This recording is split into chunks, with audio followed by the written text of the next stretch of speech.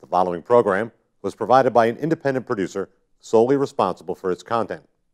The opinions expressed do not necessarily represent the views of this station, its staff, board of directors, or underwriters.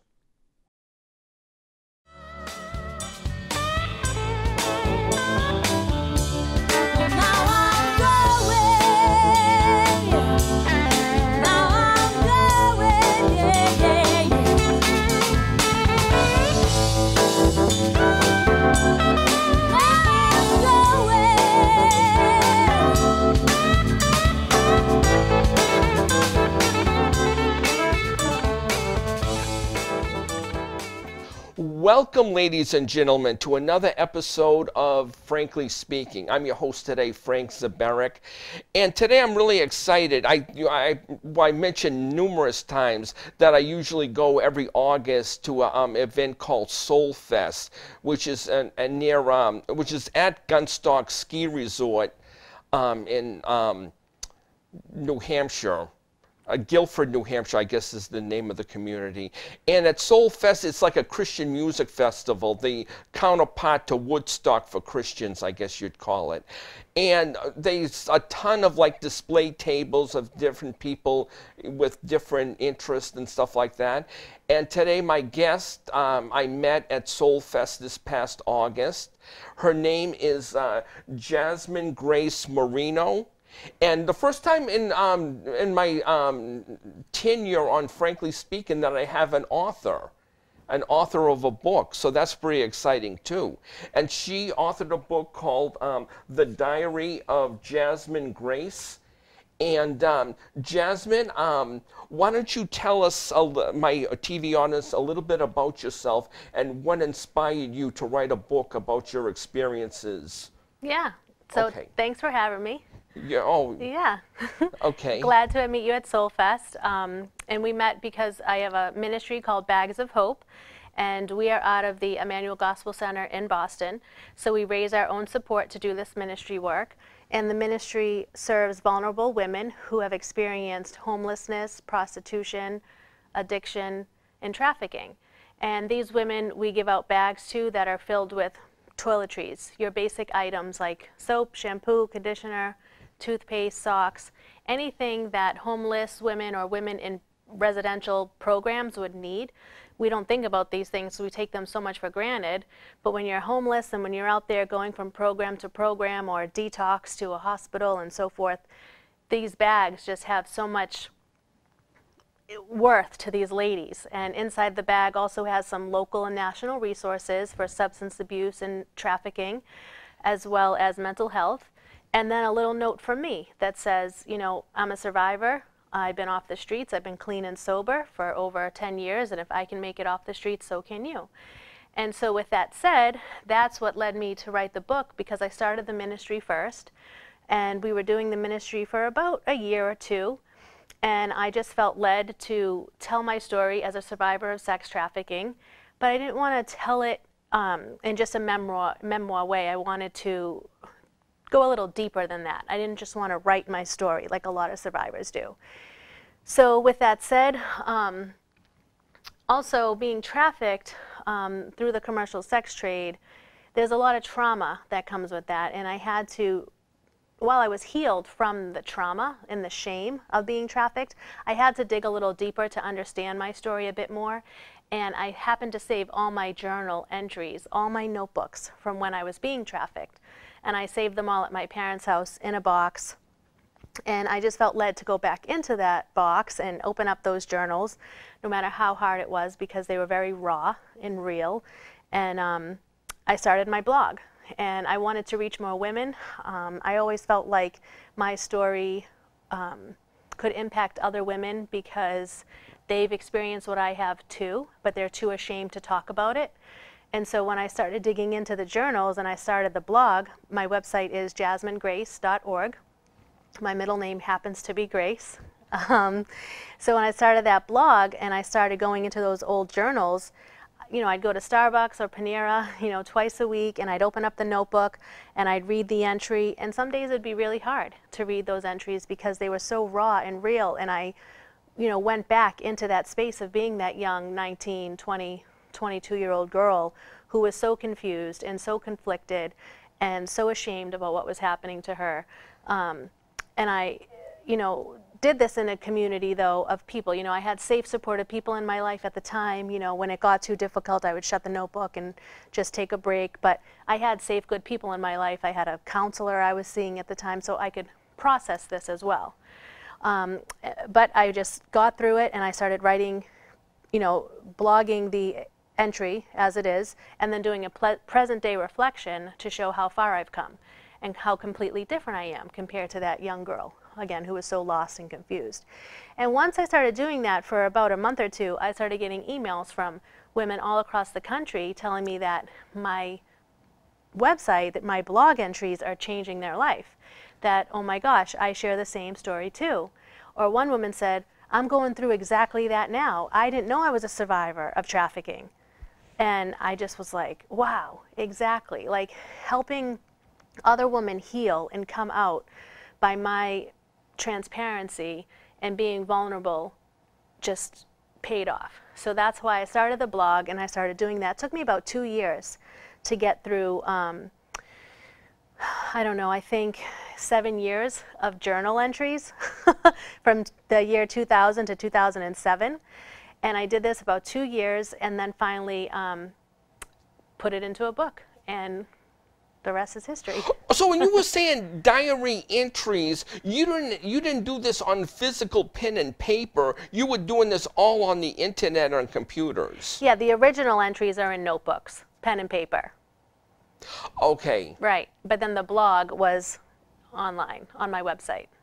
So I have to ask you, like, if I was pimping you or something like that, I was expecting money from you and stuff like that, and I knew you were having, you were writing this down on diary, and I didn't want any proof of this, any evidence of it, I'd probably do something to you or something that you maybe rip up your diary or something like that. Did your pimps ever find out what you were writing on the side? You know what?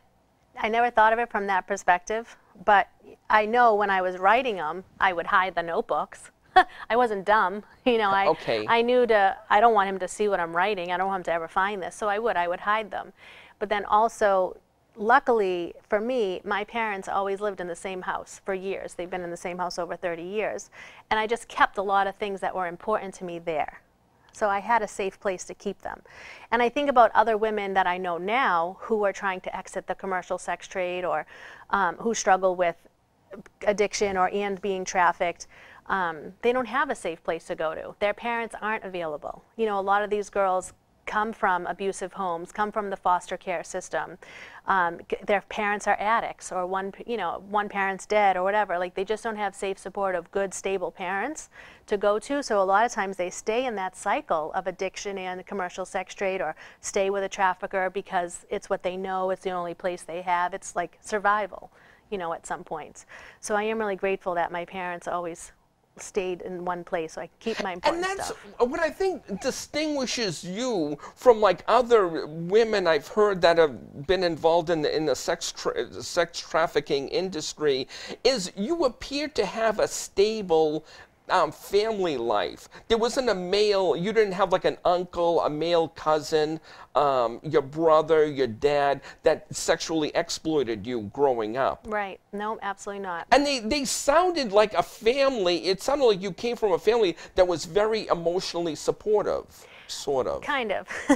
Yeah, so I mean, I was raised in a big Italian Catholic family. In the Boston area? Yeah, if you can't hear it in my accent. Okay. And I had one brother who was 10 years older, different fathers, and a lot of addiction, though, and criminal activity and stuff like that runs in my bigger family. But I really didn't have support.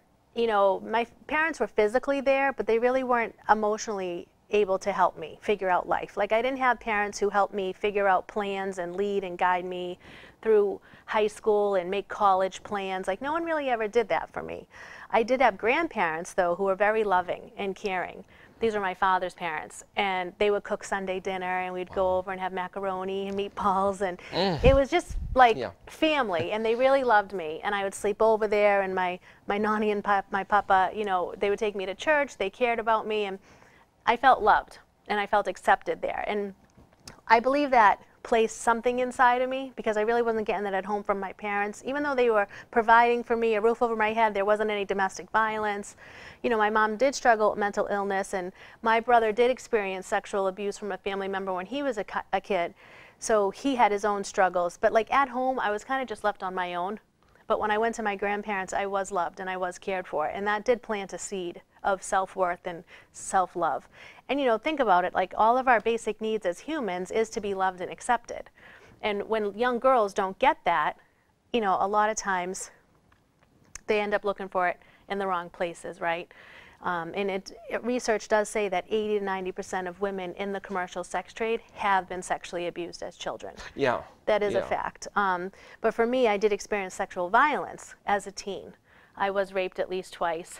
I don't remember the details because of the blackouts from drinking. I started binge drinking and doing all types of things, you know, at a young age. And these were not relatives, but kids in your clique. Yeah, they were a little older than me. We were hanging out with boys that were older, just shouldn't have been doing these things. And yeah, and I didn't have anyone to help me process that. So I think I just, you know, carried a lot of shame.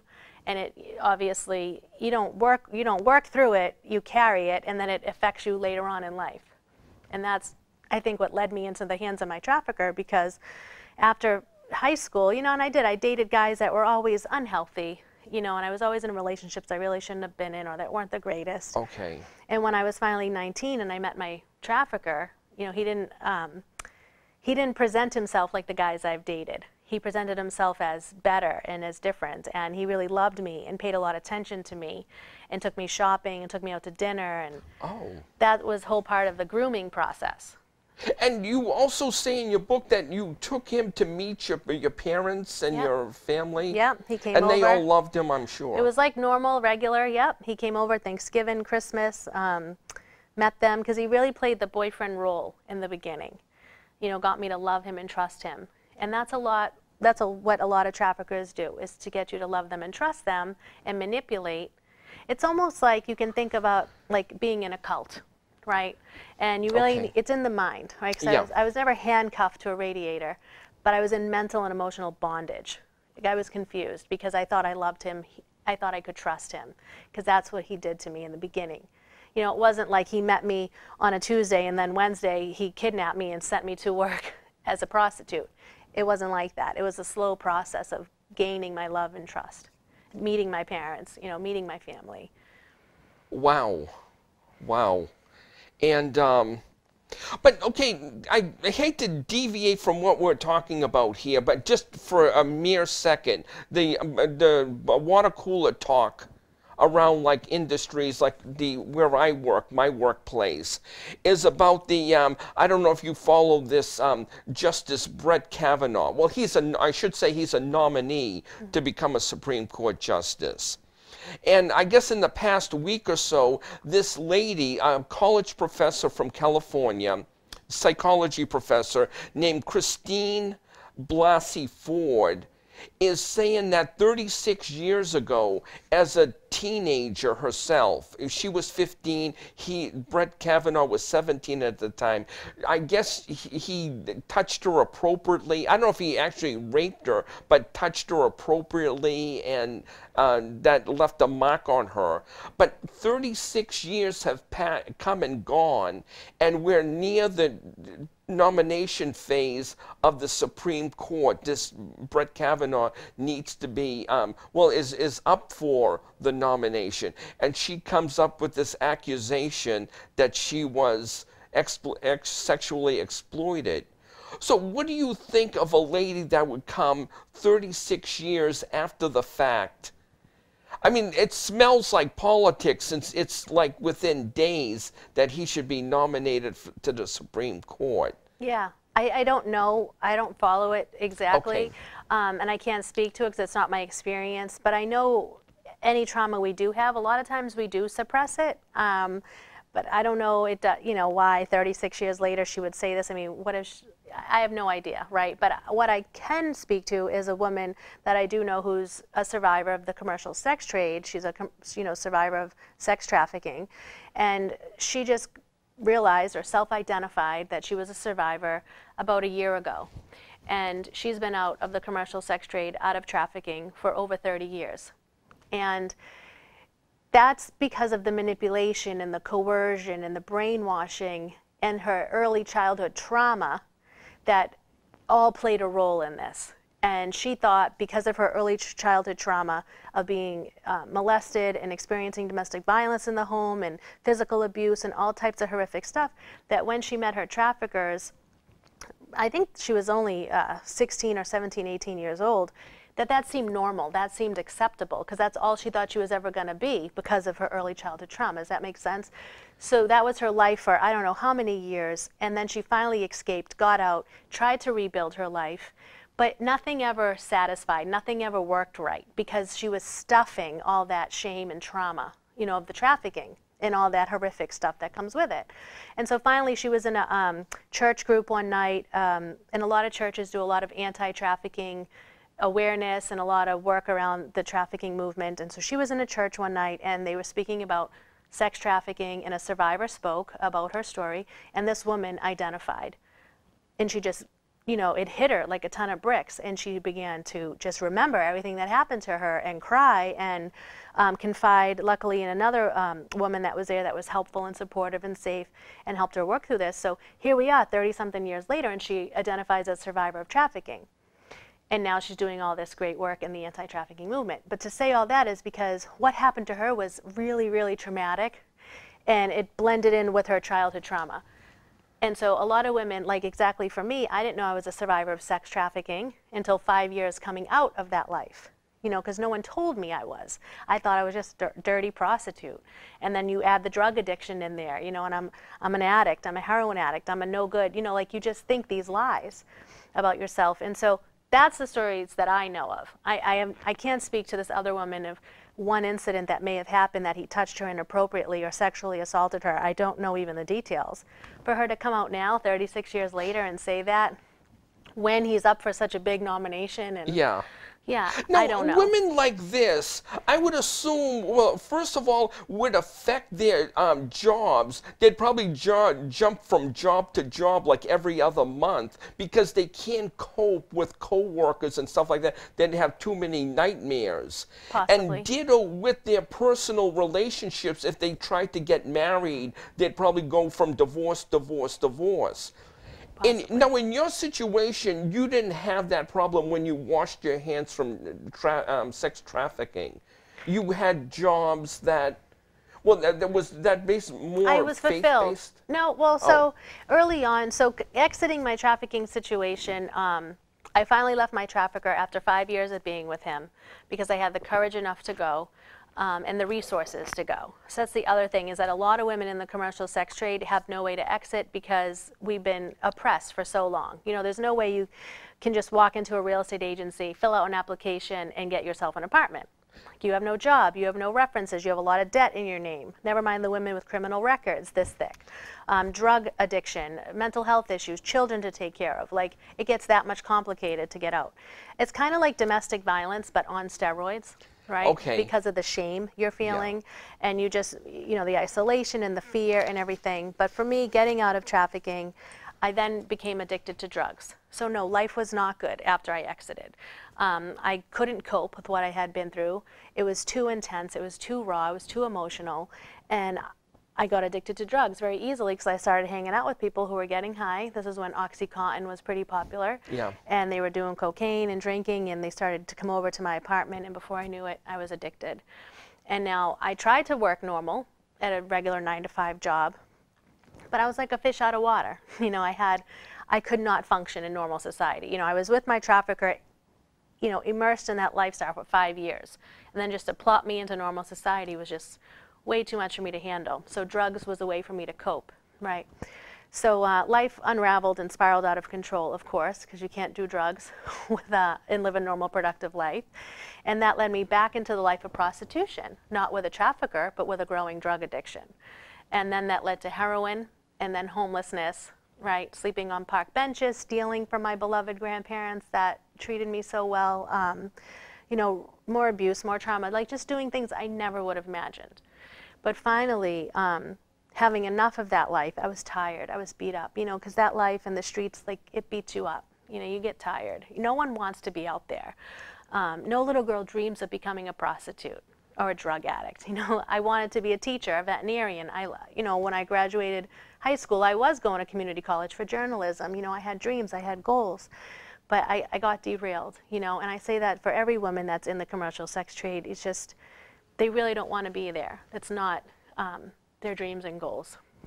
So anyways, my brother died, unfortunately, of a drug overdose in 2006. So remember, he was abused as a child, and he really struggled throughout life, and contracted HIV, struggled with homosexuality and just the whole party scene, and traveled the world and did amazing things, but just never could find that peace within himself, and it's sad. And he got into crystal meth, and he overdosed. So when that happened in 2006, I knew I had to change my life because I was going to die, and I didn't want to do that to my parents. So finally in 2007, in September, I got clean and sober. So it's been 11 years. I just celebrated a couple days ago.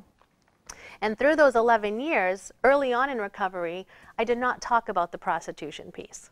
I hid that because, again, it's shameful. You know, you don't want to admit that. And there's a lot of stigma around that. You know, drug addiction, there is stigma, but a little bit more acceptable. So I was in AA and NA, you know, the 12-step programs, and I was trying to get sober and trying to put my life together and learning how to pay my rent on time, learning how to pay bills, like just normal things. It's monumental for people who are just coming out of that life. So I found faith. I found Jesus. You know, someone introduced me to the Lord, and everything changed from there. I found a small Christian church where I started attending, and those women were so loving and acceptable, and they didn't want anything from me. They just loved me, unconditional, and they were like Jesus to me, and it was amazing. And one woman owned her own real estate agency, and she encouraged me to get my Massachusetts real estate license, so I did. And it took me 3 times to pass the test because it was super hard. And she just kept encouraging me and paying for it and telling me I would do it. And finally I passed, and I started renting apartments for the first 5 years of my recovery. So that's what I did, and that provided income and, you know, helped me feel confident and good. Like, I wasn't stupid. You know, I wasn't everything my trafficker told me I was, and I could do this. And I got pregnant early on in recovery because I found recovery and I found the Lord, and I thought everyone should. And that wasn't the deal, but my son will be 10, and he's amazing, and I co-parent with his dad, which is hard and messy, but we do it, you know. And I met my husband a few years later, and that's when everything changed, because being in an intimate, vulnerable marriage relationship really held the mirror up to me and said, oh girl, you need some more work. You need to heal a little bit more, because it was really hard for me to be in a close, intimate relationship like that with a man. When you, getting back to your sex trafficking days, did you feel like you were getting to a point where you were like callous towards sex? I mean, God made sex to be a very, you know, intimate, passionate thing, and here you are, like, really abusing yourself on it, and you reach a point where you're just going through the motions. This is something to make a buck. It's not something I really enjoy. Right, and I was emotionally, mentally shut off the whole time, especially from the beginning. Right when I had to first exchange myself with a complete stranger, I was horrified. I was disgusted. I mean, I was 19 years old. He could have been my grandfather. You know, and that's something that we need to talk about too, is the demand side. You know, these men who purchase sex, if there wasn't such a demand, there wouldn't be such a supply, right? And so here I was, young, 19, very vulnerable, very naive, and I'm in a massage parlor. And that's where my trafficker sent me, down in Hartford, Connecticut, because they did a lot of cleaning up of the streets. You remember the combat zone downtown Boston?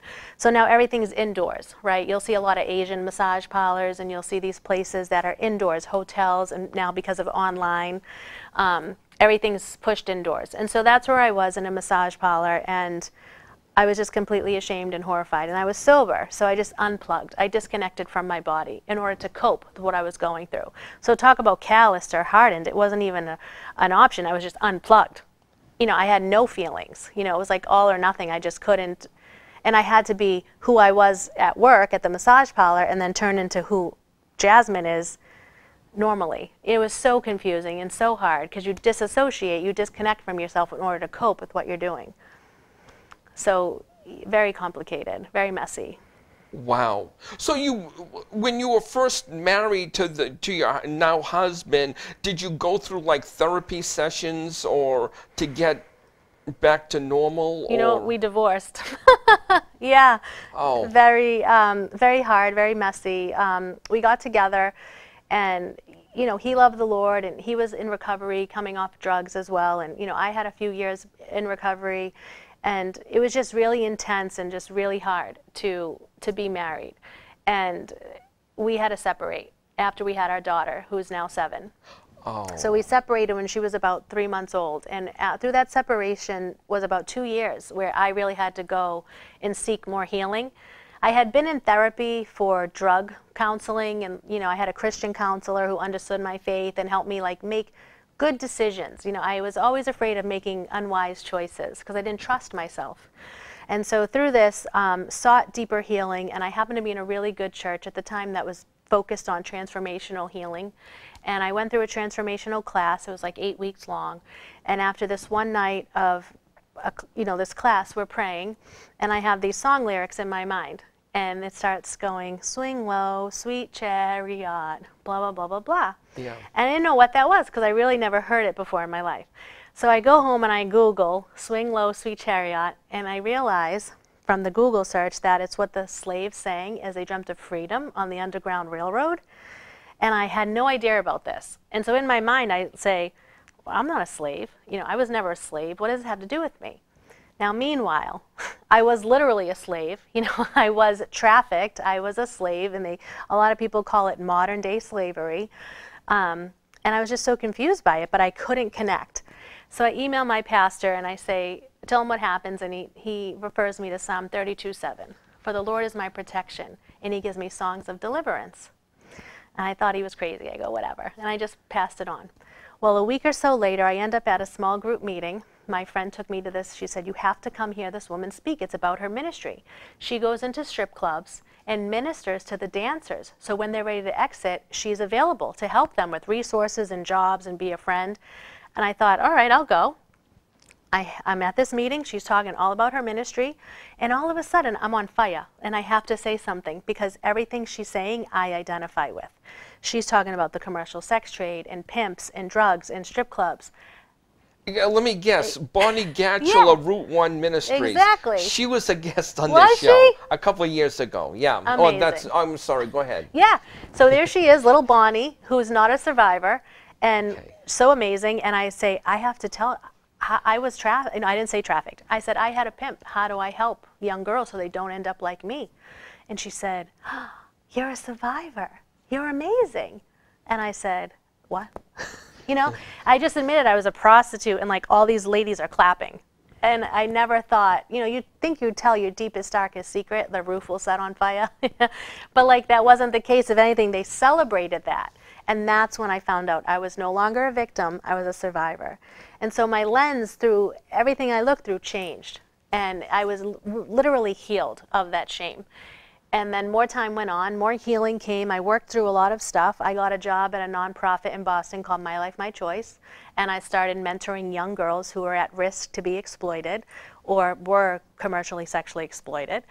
I started meeting all these amazing women and men going across the nation, sharing their survivor stories, changing laws, influencing healthcare, like amazing things. And I was empowered. And I, again, no longer a victim, but a survivor. And then sometime later, more healing and forgiveness came for my husband and I. We were able to reconcile and remarry. Oh! So we've been married now a little bit over a year. And our daughter, the last one, her name's Lucy. She's 18 months old. Wow. So, yeah, it is possible. I mean, marriage is still hard and messy, but it's nothing like it was. I was involved myself personally with when I went through a divorce. I went through like a divorce and separation group. Well, I went through a couple of them, and one of the facilitators, she was like a minister too of one of the churches in Lowell, Massachusetts. highly recommended in the group that they not remarry, at least not for at least like 2 or 3 years until they figure out why they got divorced in the first place. Reflect, because it's not all the other person, your ex. Right. You know, sometimes it's 50-50 more often than not in divorces. Right. Would you recommend to a girl coming out of the sex trafficking industry, and let's say she goes to church or whatever, not to like get involved in a relationship or a marriage, like at least 2 or 3 years until she figures out why she got involved in sex trafficking, what happened, and what happened, and just for deep healing to come in time to reclaim yourself and figure out who you are and enjoy life and find out what your hobbies are and what you love, because we don't even know. We've become someone else for so long. I'm still in the process of figuring out who I am. You know, I remember years ago, like, just realizing, wow, like, I like to read books. You know, I never knew I liked to read books. Like, so you just, and we're always discovering ourselves too. I mean, people who haven't experienced such trauma. Yeah. But never mind people who have endured a lot of trauma. Yeah, to take time. And there's a rule in kind of drug recovery too, you know, that once you get sober, you're not really supposed to be in a relationship for a good year after that, because again, you're working on being stable and figuring yourself out. And a lot of times addicts too, we have impulse control, where we just, you know, we fill the drug addiction with a relationship or a sex addiction or a love addiction. You know, we just try to fill it with something else. So it just takes time to get well and to be stable. Okay, getting back, okay, we talked a little bit about Christine Blasey Ford, that she apparently, well, she's a professor, a psychology professor in California. She seems to have, you know, a good profession, and so stable on her work front, and she seems to be married. I don't know if she went through any divorces or something like that prior to her present marriage. But now getting to Brett Kavanaugh, I mean, 36 years ago, this supposedly happened in high school. And high school kids like to fool around. They're experimenting, trying to figure out, you know, sometimes sexually about themselves. And then I guess there's a new allegation against that he exposed himself to a female student at Yale when he was a college student at Yale. That was like 35, 34 years ago. I'm just saying, this guy now, I mean, through all indications, he's like happily married, has 2 beautiful daughters. He's like the Boy Scout or an altar boy in his community for the past, you know, 30-something years plus. And now also you have these female clerks that clerked under him. Again, like 65 of these women saying that he was the consummate professional. They should nominate him to the Supreme Court. It's kind of odd for a guy, well, it's kind of odd for a guy or a girl to kind of change themselves like overnight and better themselves like from 36 years earlier, and they weren't like caught in jail. They didn't, it's not like he served like a prison sentence or anything like that, or was arrested or anything like that. He just automatically changed himself into an altar boy or Cub Scout persona. All these years, yeah. That's, I don't know. I don't know. Yeah. But what I do know is that many men in political power do abuse that power. You know, I can tell you many men that I've met that were judges and doctors, and, you know, they have these professions that are high ranking, and they can abuse that power by seeing prostitutes and not thinking anything of it because they have the means. You know, so again, we have to speak about the demand side because that is an issue. I'm not calling this man a predator. I have no idea, you know. Yeah. You know, I don't know. I don't know anything about that. Like, that's like saying me, the kid who sexually assaulted me as a teen, for me going back now and trying to hold him accountable for that. Yeah. I really wouldn't go there. Oh, this personally. The guy you mentioned in your book, your first pimp, Brian B. Or That's you what I called him. B. Yeah. I mean, do you think he would flip into like an altar boy or Absolutely. a priest or a minister? Unless he met Jesus. Okay, Right? Okay. But other than that, no, you don't have a conversion. Usually, what stops them if they go to prison, and that doesn't necessarily stop them. Right. Okay. Unless you find Jesus and have like a literal transformation of your heart, you're going to be the same old person, right? Yeah. We're sinners, and we do things that aren't nice, and we're, you know, we make mistakes and we don't do things that are right. But unless you find the Lord and really have a heart change and walk continuously with him in forgiveness, then your life is the same. And that's what Jesus offers, right? That life change. That heart change, yeah. Okay, another off-the-wall question, but it's often it's often mentioned when you're talking about sex trafficking. The movie Pretty Woman with Julia Roberts and Richard Gere. Yeah. And I did the math on this because How old was I? you were about 9 or 10, yeah, and probably watching SpongeBob SquarePants in 1990. No, I watched Pretty Woman as a kid. Oh, you did watch Pretty Woman? I did. I was probably like, I don't know, maybe not 9, but yeah, 12. Definitely watched that movie. You definitely watched that movie. I did. And you felt it was glamorous to be a prostitute. It glamorized, right? Richard Gere shows up in a Lamborghini, puts a string of pearls around your neck. Like, this isn't a bad deal. Okay. And that's kind of like the happy hooker, like those terms that we've used in our culture and society. Until recently, now we have other movies in Hollywood like Taken, right? Where she's kidnapped and she's stuffed in a cage. And that's like the other end of the spectrum where people, that's why they think trafficking doesn't happen here in America. Or they think it happens by kidnapping or force. They're not looking at it as the manipulation and the coercion and they have that Pretty Woman mindset, people, from our age and, younger, because they've seen that movie and that's what they think it is. You talk to kids that are in their 20s, they've never seen Pretty Woman, but they've seen Taken. So there are tons of survivors out there dispelling those myths, sharing the truth about prostitution and the commercial sex trade and how it is not glamorous, how it doesn't always look like Taken. Again, we're not handcuffed to anything, but it's a lot of times in the mind and a lot of times out of survival, out of a way for us to survive. And I have to say that it does happen to males too. It happens to boys all the time, and that's another population that we never talk about. Yeah. Well, talk about sex exploitation, but I mean, the altar boys who were exploited by priests, weird priests, and talking about like getting back to this Christine Blasey Ford and complaining against Brett Kavanaugh. A kid to out a priest saying he touched me funny or he did some funny things to me would be the equivalent of a kid saying that Jesus Christ himself molested me or did something funny. You compare the priest with Jesus. Most people in the Catholic Church do anyway. Right, I see that. So in that case, in that particular case, are the kids lying? Are the kids making it up for whatever reason, or? I don't think so. I don't think you ever, there's a fine line. You don't want to discredit a victim's. Yeah. It takes a lot for them to stand up and admit that kind of stuff. Like, who really wants to make up that they were sexually assaulted? Like, who wants to lie about that? There's a lot of shame that comes with that. But again, the predators that, hid in the Catholic Church, that was so wrong, and they knew they could hide there because of their, again, power and their position, and, who's going to tell on them? They can, use their position to abuse children, and that's what predators do. I see.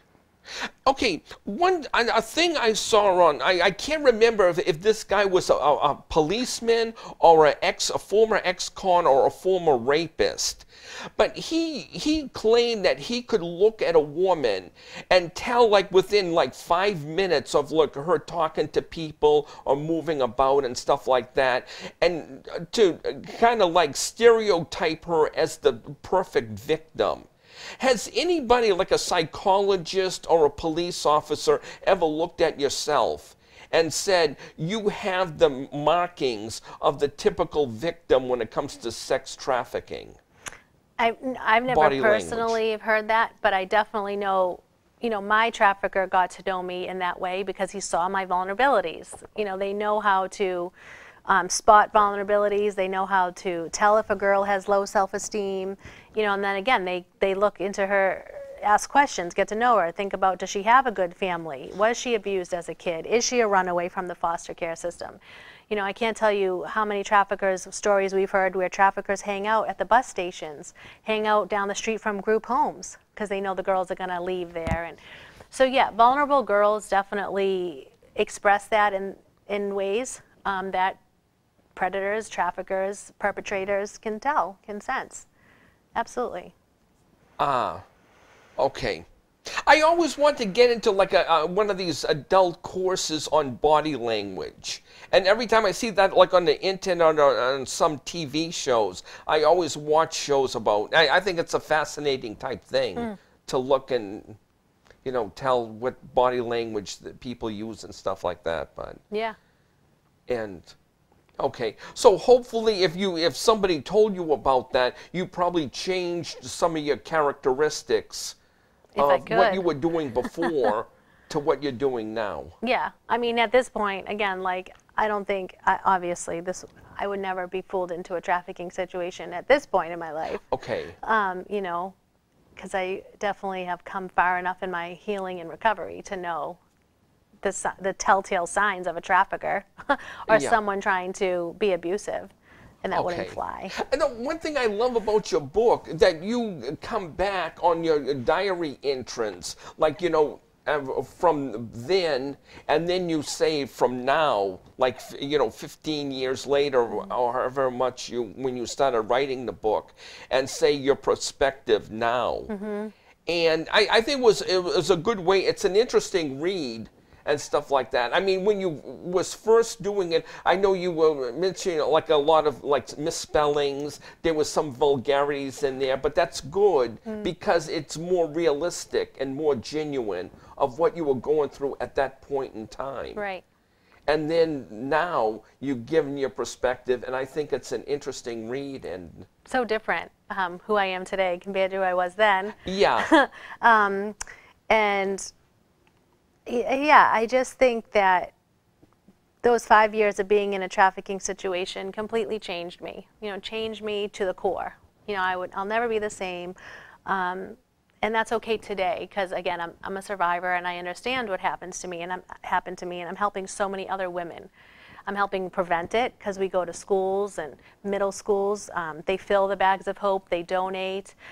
Girl Scouts even in a real appropriate way, you know, to share my story about, you know, and give them red flags, like this is what traffickers do, this is their tactics. So that's okay, you know, everything that I've been through to share in a way to help someone else, it's okay with me today. One of the most shameful type things you can experience would be going to like the hospital for a sexually transmitted disease. It's not like you're going in there to talk about, can you give me some codeine syrup for my flu symptoms and stuff like that. And you went to like the same hospital clinic like a number of times. Yeah, I had the same primary care the whole entire time from 18 to probably 36 years old, because I just had to recently switch because my insurance changed. But I had the same primary care doctor the whole entire time. He just had no idea. And he knew that there was something wrong, though I will admit, because he did like refer me to domestic violence counseling in the hospital. And I don't, you know, he wasn't educated and sex trafficking wasn't a thing then. So there's been so much more improvement in the healthcare field. So doctors and nurses, they can, you know, screen for trafficking, they can ask certain questions, they can identify red flags. Then there just wasn't that, you know. And yeah, did I trust him enough to tell him what was really going on in my life? No, because I didn't feel safe enough. I didn't trust him enough. I felt like if I shared that, I'd be so judged. And I, again, didn't have the language either to put it together. But, you know, he would ask me questions, and the appointments were always rushed, you know, and it wasn't like he was like compassionately sitting there trying to get to know me. It was more like he was filling out his boxes, like, do you feel safe at home? You know, do you need that? You know, like it was just like click, click, click. It wasn't, you know, compassionate conversation. And he saw bruising. He saw, you know, me coming in 2-3 times a month, self-diagnosing myself with anxiety, depression, headaches, you know, and then the drug addiction came, and then, you know, all types of messiness and stuff. And I was there so much. now I look at my medical record, because I went back with a doctor that I work with from Brigham and Women's. The name of her organization is called Heal Trafficking. So she educates the healthcare field to understand and help survivors of trafficking. Anyway, her and I went through my health record, and I only go once a year now for a physical. When you look back, I was there like 2, 3, 4 times a month for all these types of issues. Oh, Lord. Yeah, vaginal issues, STDs, like all types of things. Now, you mentioned earlier you had a brother who passed from AIDS. HIV, yeah. HIV, that never concerned you, of all the relationships you've had with No, sex you know, trafficking? because I was trained, you know, and taught how to be safe and how to do things correct. And unfortunately, a lot of sex buyers ask you not to use protection, and they give you more money. And a lot of girls end up, because you're desperate, and desperate people do desperate things, and they make decisions not based on logic, but based on desperation. So yeah, a lot of women do, you know, have unprotected sex and do things and catch HIV and all types of deadly diseases. But for me, I, by the grace of God, just never did. Did the doctors that you said were filling out the boxes while you were getting your medical treatment, did they ever ask you to out your Johns to see if they could be treated for, they obviously gave it to you if you got it, to see if you can get them treated? It was more from my trafficker. It was from my trafficker. Oh. Yes. And it wasn't a common thing. It wasn't an all the time thing. It was very random. Because my trafficker had many other women that would work for him, that he would be with and manipulate and coerce and beat and force us to do things we didn't want to do and so forth. So after the whole thing, did B. O'Brien, this guy you're talking about, did he try to get you back? But no, like many times. Stalk you and say, you know. Many times I did escape. Through those 5 years, I would go home to my parents' house to leave him, and he would come there, and he'd badger me, manipulate me, show up with gifts and cry, promise he'd never hit me again, and I'd always go back. But the last and final time is how I escaped, by getting my own apartment.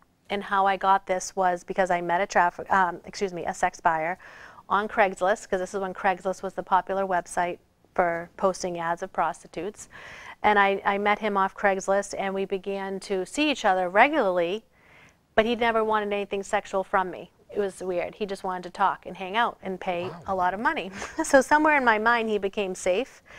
And this does not happen. This is not common. I'm not suggesting that anyone go home and like try to rescue women off, you know, the internet, like rescue them from prostitution. I don't think this will work. But for me, it was just a divine intervention. And I started seeing him regularly. He happened to own a small business. So I reached out to him and I said, I have all this money saved, because I would save money in Ziploc bags and tie them and put them in potted plants so my trafficker couldn't find the money. And I wanted to save enough money to get my own apartment. So great, I have, you know, 4 or 5 grand, I'm ready to get my own place, but I have no job. I have no reference, I have nothing. So this guy who I had been seeing owned a small business, and I reached out to him and I said, can you help me? I need to get out of my situation. Can you say I work for you? And he said, sure. And he made me fake pay stubs and everything. And that's how I got my apartment. And, you know, I called the police the one day. I said, I'm going to move. Can we come hang out on my porch so my boyfriend doesn't get mad? And they did. The cop stood there. My trafficker was there. I packed up 2 trash bags like nothing. And I leave in a car that was in my name anyway. And I drive to my new place. And it was big and it was empty, and I was suicidal and hopeless and depressed, and I had no idea how to do this, but I knew I didn't want to live that way. And after a few days or a week, I don't remember, but I was running out of money, I call him back, right? Because I'm scared. I have no idea how to live life without him. And yeah, we tried to work out a deal where I'd live there, he'd live over there, but it didn't work, of course. And then one night after a bad fight, and he broke the glass door to my apartment, I had the courage to call 911 because I was done. And they arrested him for domestic violence charges, which led me to get a restraining order. And then he never came back again. And I think it was just because there was too much drama, too much heat, you know, going on with me. He knew I'd call the cops now, you know. I wasn't being so loyal anymore. I wasn't afraid of his threats. You know, kill me. I don't even care at this point. I don't even care. Kill me. I'll die because I'm not doing this anymore. I'm done.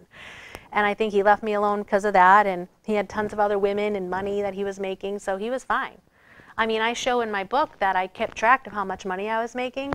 And if you add up one of my records, like I made $24,000 in like a couple of days. That's insane. That is right? insane. I barely make that a year as an advocate and as a missionary, like barely, never mind like in a few days. So you think about all the money this guy had, it was just insane.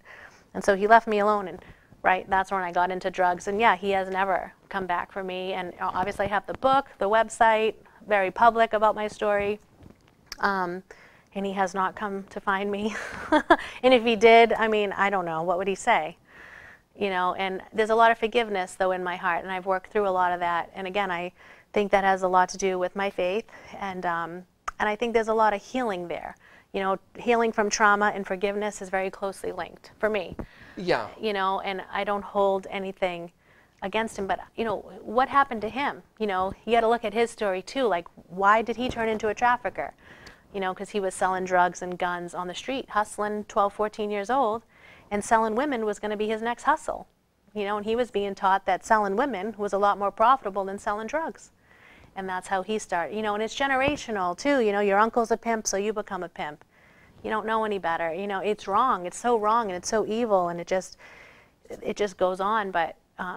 So I talked earlier about the Pretty Women and woman, and probably the effect that that movie had on young girls and stuff like that. How easy it, but sometimes you see, like on these talk shows, these escorts that call girls, like Heidi Fleiss from Las Vegas. Yeah. That they make like thousands of dollars and stuff like that on high income clients, and they says, oh, I worked through college, I became a lawyer by being a call girl and stuff like that, but still the price they pay, you sell your soul. You sell your soul, and it's never really the same, because it is not. A lot of guys have problems with that, getting in relationships with a girl like that, whether she's a lawyer or a doctor or something like that. Or how does she function in a relationship later? It's so hard. And, you know, again, I keep going back. I think now you just said it, like, right now what's popular, like in our culture and society does a really bad job because we over-sexualize young girls. Barbie dolls. Yeah, and young boys are exposed to pornography 7 or 8 years old today, and then they become addicted by the time they're 12. And pornography is like the gateway into being a sex buyer, because just looking at it isn't enough. So then you become a purchaser, right? You know, it's like this step, and then, you know, strip clubs, and why is it acceptable that men go all the time, and college guys party and hire strippers to come and dance? Like, just our culture and society is saturated with it. And I was thinking back, because I just spoke to some people recently that said men are calling themselves sugar daddies, are posting flyers at colleges for young girls to be their companion, and that they'll pay through their college education. That is pure exploitation. That is pure prostitution. You know, and then there's this young girl, she's vulnerable, she's naive, she's in college, she doesn't want to come out with a ton of college debt. Oh, let me just hook up with this guy, and then, you know, sooner or later, obviously it's going to turn into sex, and here you go. You know, it's so wrong, and it invades all parts of our culture. And then we become desensitized to it. You know, it becomes normal. But at the exploitation of women and children is just so wrong. Incredible. Well, Jasmine, you know, time flies when you're having fun. My producer just told me we have about, 4.5 minutes left. And I just want to say, if you want to, if you're blessed by what you heard today by Jasmine Grace Marino, please go on the internet and look up her book, The Diary of Jasmine Grace. And other than that, if there's anything that we've talked about which you'd like to expand on, or anything we have not addressed yet which you'd like to bring up, if you could do so in the next 4 minutes or so, that'd be ideal. Yeah, I'm thinking too, if people want to visit my website, jasminegrace.org, they can find out more about Bags of Hope, because that's a way that people can be part of the solution. You know, now if they're just watching this and they're just learning about sex trafficking and they're horrified and they want to know how they can do something, you know, we have Bags of Hope as a way for people to reach out in a practical way. You know, people can get involved by donating. Everything that goes into those bags is pure donations. People hold donation drives at their work, at their church, at their schools. and then we come and, you know, fill the bags together. And again, if it serves as a prevention, it serves as awareness. And I have other women that I brought alongside me on my team. One's a survivor, one isn't, and just empowering those women to come alongside and work in this ministry. We have tons of volunteers that deliver all the bags. I don't know if I mentioned, but we give out over 1,000 bags a year. Wow. To domestic violence shelters, homeless shelters, needle exchanges, hospitals. We always keep them in our car in case we see a homeless woman or a woman out there holding a sign saying she needs change and money. So obviously, you know, I pull over and say, do you need some shampoo? Do you need some soap? You know, and all the time, you know, those women look in the bag and they start to cry, and they're just so grateful that someone thought of them and that they're loved. And that's the whole point of the ministry. So if they want to get involved, they can do that too. Okay. One more thing. Soul Fest 2019 next August in the Gunstock Ski Resort. Are you going to be there with your group? Most likely. Been there the past 4 years or so. Okay. Yeah. And you're very happy on what comes out of Soul Fest for you. Yes, I'm always on a panel. We always do a talk about trafficking, educate, let people know this is happening, ways they can help survivors, way they can help anti-trafficking organizations. A lot of people bring donations for Bags of Hope. We meet great people. So yeah, absolutely. It's always a good time. Excellent. Well, that's about it from this end. I hope you were blessed by my guest, Jasmine Grace, and get her book, buy her book, go on her website, and I think you'll be blessed even further. So until next time, ladies and gentlemen, I'm Frank Zabrook for Frankly Speaking. Thank you very much. God bless, and see you soon. Bye.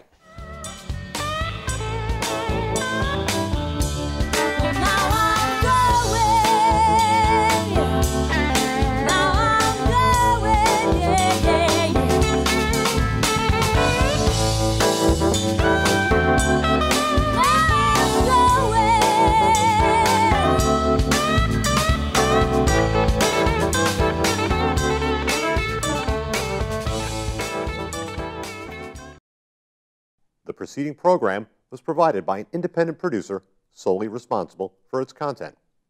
The opinions expressed do not necessarily represent the views of this station, its staff, board of directors, or underwriters.